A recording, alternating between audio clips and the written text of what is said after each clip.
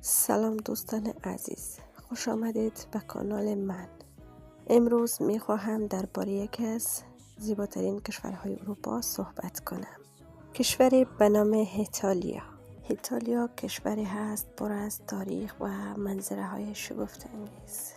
هر سال میلیون ها نفر از سراسر جهان به این کشور زیبا سفر می کنند و یکی از مشهورترین شهرهای کشور ایتالیا روم باستان است.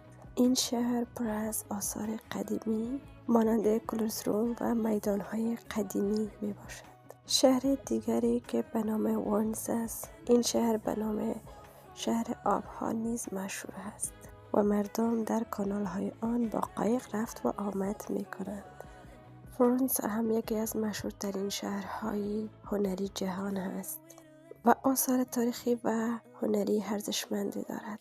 دوستان عزیز، همچنان در مورد غذای ایتالیایی بگوییم که پیزا، پاستا یکی از غذاهای مشهورش که در تمام دنیا معروف است و جالبی اینجاست که یکی از فرهنگ مردم ایتالیا این غذاها به شمار میره. اگر روز فرصت سفر به ایتالیا را داشته باشید، مطمئن هستم تجربات خاصی را کسب خواهی کرد. دوستان عزیز، امیدوار هستم این ویدیو برای شما جالب بوده باشه.